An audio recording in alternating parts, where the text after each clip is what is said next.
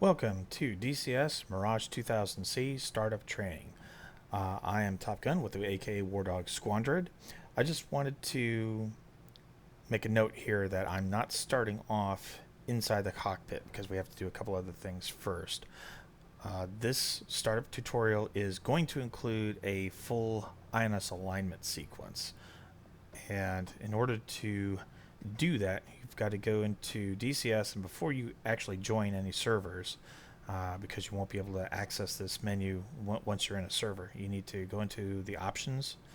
At the tabs at the top, you'll want to click on Special, and then you'll want to go down to the Mirage 2000C selection, and they've added some stuff to this menu. I'm not sure how long ago, but I think it's been fairly recently.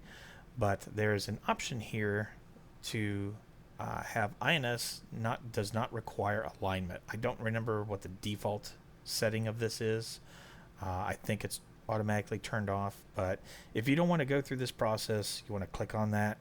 And I think that's the only thing that really has an impact on the INS alignment. I don't think if you go to a server, I don't think there's anything that they can set that will override that, but I'm not positive. But if you go to places like Blue Flag and whatnot, you might want to just toy with that a little bit first to see if that, if you've got this checked, if they've got anything on their server that does in fact require you to align the INS and it overrides your settings or not. So again, I'm not sure. I don't think there is, but something worth looking at. Also, in the future, if they ever actually introduce a English mod for the cockpit, this is where you would go to change that. Right now, there's no option. It's just the French cockpit. There might be a third-party mod to change the cockpit to English, but I don't have that, so I'm going to be using the French labeled cockpit. So anyways, now that we've got that part out of the way, also before we get fully started and in depth to this, you'll want to get some materials. You'll want to get a notepad, a pencil, and a calculator of some sort, either on your cell phone or just a standalone calculator.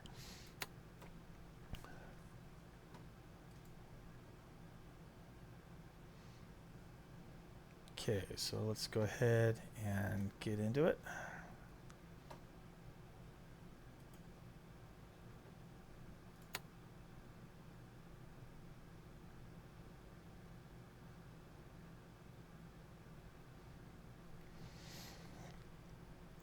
Now, while this is loading, the reason why you've got to do some calculations for this aircraft is simple. I mean, there's a bunch of different aircraft in DCS. They're made by a bunch of different companies and countries, and they don't all handle coordinates the same way.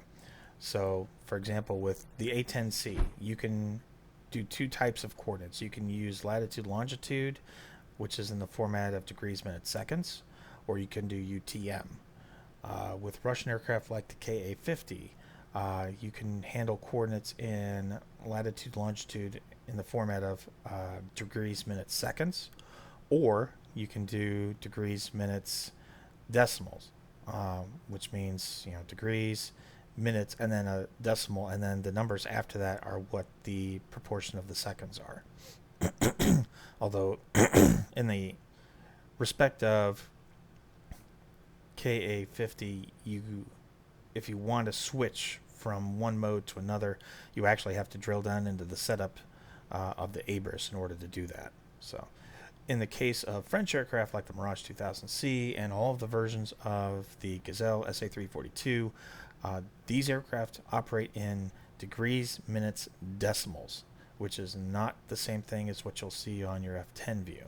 So let's start off and get the information we need. Let's go to the F10 view. And we want to go to the airbase that we're at and zoom in all the way in as far as you can get it. Find your aircraft, and then you're going to note the location up here. So in my case, it's 42 degrees north, 14 minutes, 35 seconds. And east-west is 42 degrees, 2 minutes, 15 seconds. And you also want to make note of the altitude as well. So in this case, 38 feet. So jot that stuff down. All right, so before we get into the actual startup sequence, the what we have to do is we have to take that seconds value and convert it to a decimal. And so for the north-south, mine was 35. What you have to do is you just simply divide that number by 60. And in my case, that gives me 0.58. And for the east-west, you also, again, have to divide the seconds by 60. So in my case, 15, so it ends up being 0.25 after I've divided it by 60. And that's what you're going to end up plugging into your INS for alignment, is that revised numbers. So in my case, north-south is going to be 42, 14, 5, 8 instead of the seconds listed in the F10 map, which was 35. So with that in mind, now that we have the correct numbers that we need to plug in there, let's go ahead and get started. Let's go ahead and close the canopy. You'll want to keybind this, and please note, unlike most other aircraft in this sim, a single click does not close the canopy completely. It keeps it cracked open. So if you take off like this, you're not going to have a canopy. So hit it a second time, and you're closed.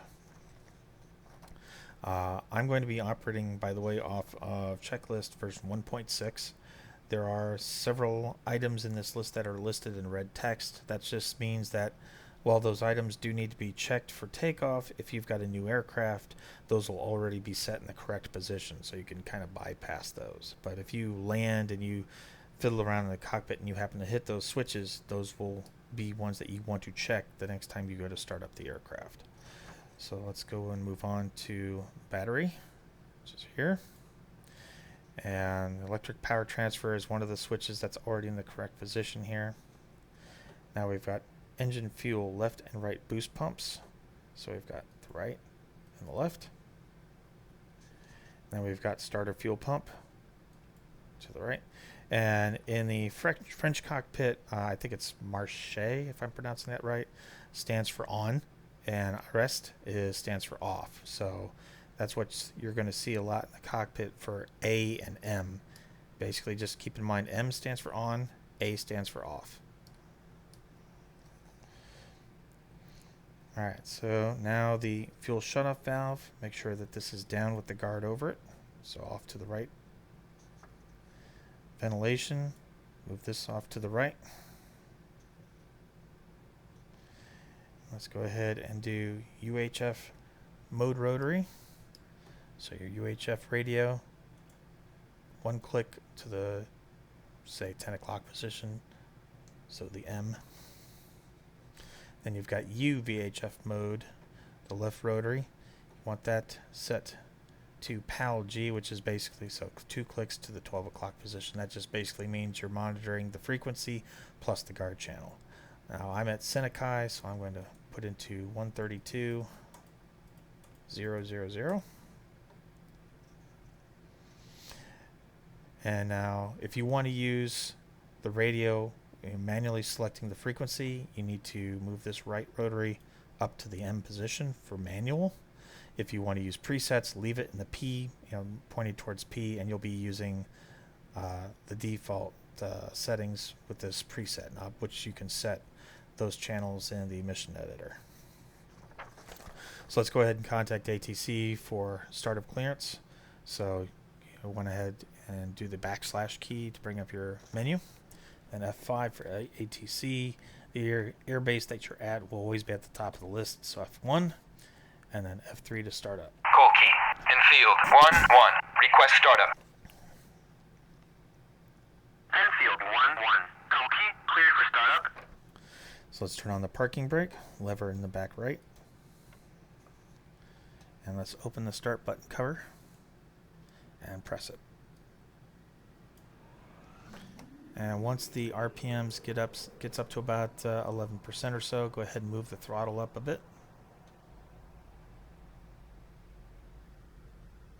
And we want to wait until this gets up to about 40%. And then we can throttle this back to idle.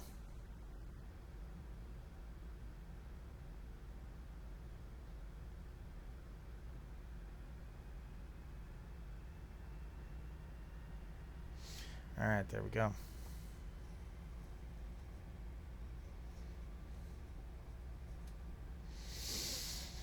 Okay, now the alternators, again, those are ones that are in red text, so they're already in the up and on position. Let's go ahead and do the interior lights. Now you've got nested knobs here for the interior lights. You want the inner knobs of both of these. The left one controls the front panel, and the right one controls the side panels, although in daytime that you actually won't see this do much. You really will only see this really work well at night. Now we've got exterior lights. So we've got anti-collision and navigation and formation. And taxi light, we want this in the aft position for taxi. The forward position is for landing. Now let's do hydraulic emergency pump.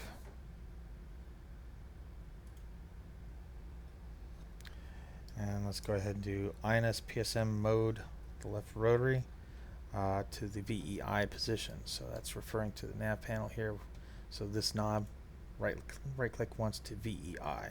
And this is going to prep to start the INS alignment sequence. So if you haven't already, go ahead and go to the F10 map, get your coordinates, and do the conversion on them as you need to. Remember, you're just doing the seconds value divided by 60 to get that decimal, those last two digits. Alright, so let's go up to the nav panel and select LG, which stands for the coordinates. And we're going to go ahead and do the entry for the data. So on the keypad, hit the 7 key to clear the left side. You'll see it says north-south, so you have to tell the computer which you're in. So hit the 2 key for north. You'll see that the S disappeared. And now you got to enter the 6-digit number for your north-south. So in my case, it's 421458. Then hit the INS key to enter it. Now we're going to do the east-west. So go ahead and hit the 9 key to clear the right side. You'll see that it says east-west. Go ahead and hit the 6 key for east. And now we want the 7-digit number for the east-west. Remember, if it's less than 100 for the degrees, you'll need a leading 0. So in my case, it's 0, 42, 02, 25. Oops. And then hit the INS key to enter. Now we need to switch over and enter our altitude. So we need to switch this over left once to alt. Hit the 7 key to clear out the left side. You'll see it's positive minus. It's asking if it's above or below sea level. So hit the 1 key for above, so positive value. And altitude is always a 5-digit number, so you have to have leading zeros. So in my case, I'm at 38 feet, so 3 leading zeros, 38. And then INS to enter. Okay.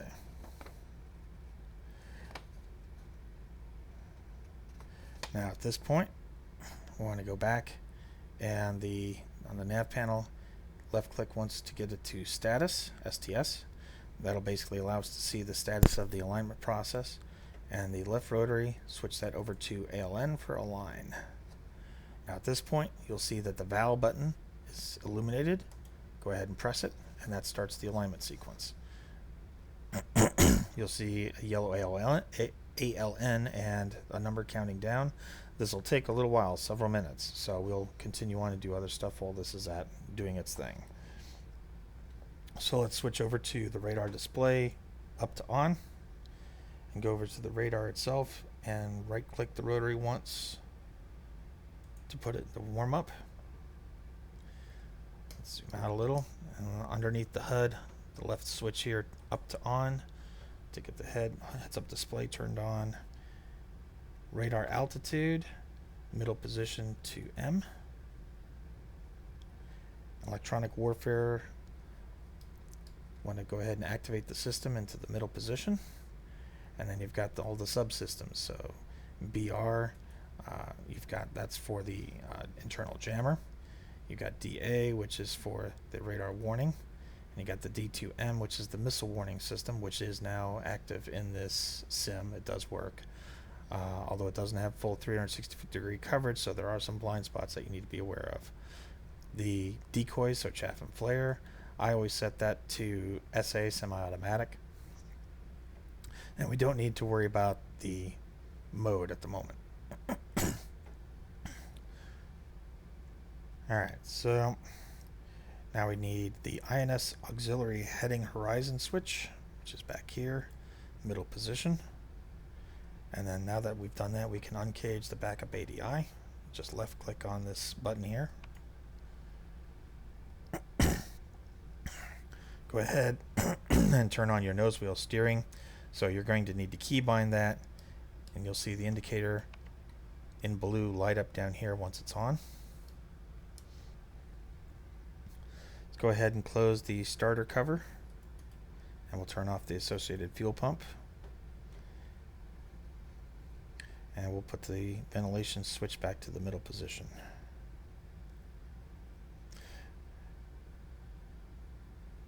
Now it's still in the alignment process, so we'll leave that part alone. So we'll move on to the fly-by-wire. So we'll flip up this cover and flip that switch to the left position. And we need to wait until this light turns green.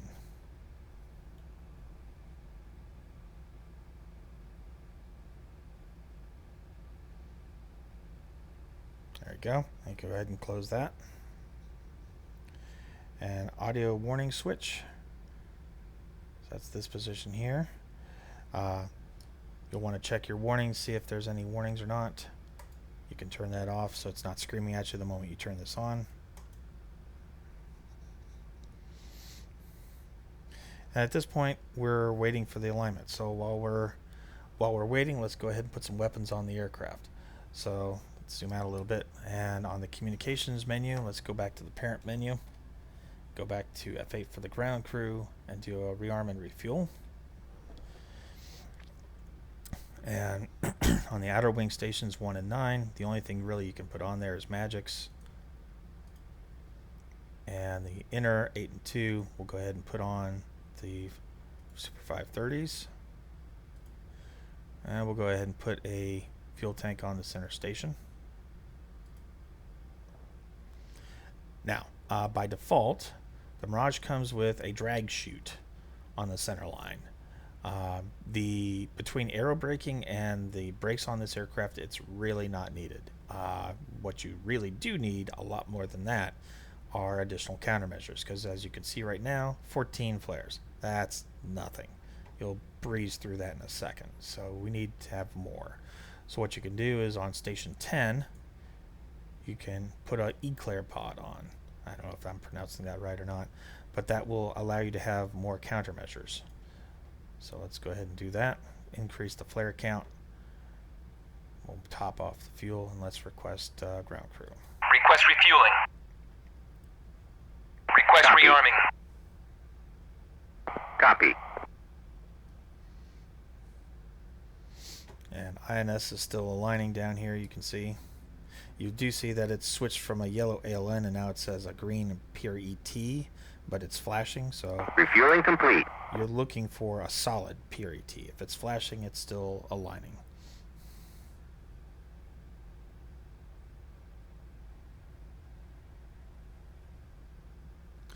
And at this point, you can do other miscellaneous housekeeping bits, like you could set your bingo fuel, things like that.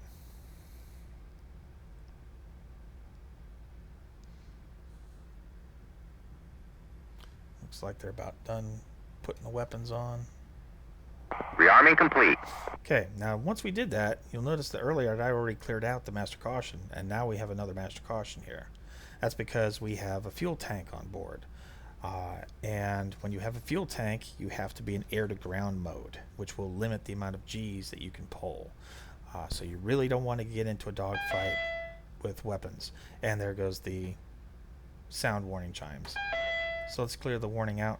And what you need to do is you need to turn off the fly-by-wire for air-to-air mode. You need to put it to air-to-ground mode. So that's the lower position here.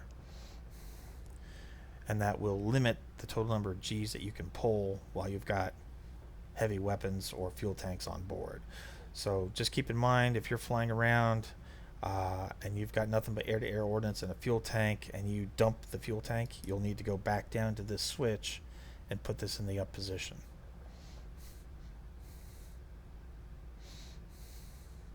Okay, I think we're just about done here.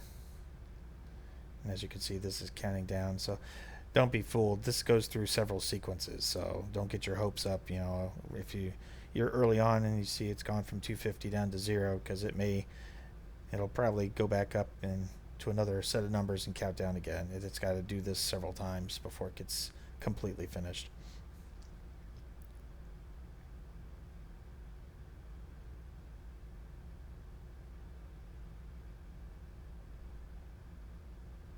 You know, and this right here is the part that you can skip by going into the controls and turning on that checkbox, you know, saying does not need INS alignment. So if you don't feel like sitting on the tarmac for 8 to 10 minutes going through this process, you can just bypass this section by doing that. I personally don't. I just go through the full setup.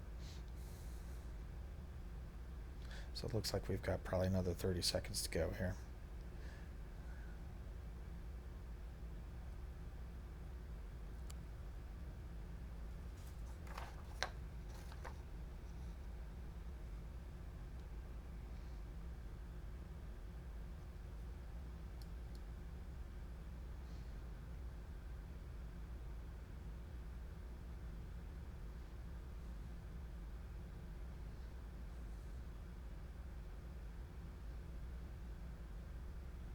Okay, now you'll see that the numbers have disappeared up here, and we've now got a solid PRET, so we are done aligning.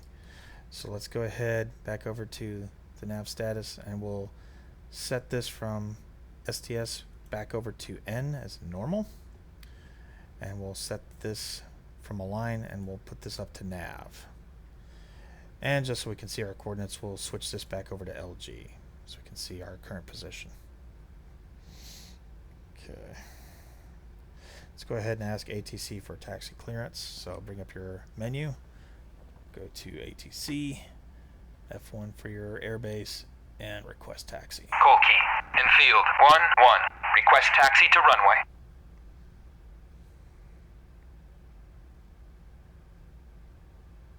Enfield 1-1. Call key. Clear to taxi to runway 9. Alright, so we got a few last things to take care of. We got the countermeasures panel here. So have this switch into the up position. Shows you your chaff and flare count. Let's go ahead and turn on our pitot heat. And let's disengage our parking brake. At this point, we've got a clear warning panel. You're good to taxi and take off. I hope this has been helpful. If you have any questions, please contact me. Thank you.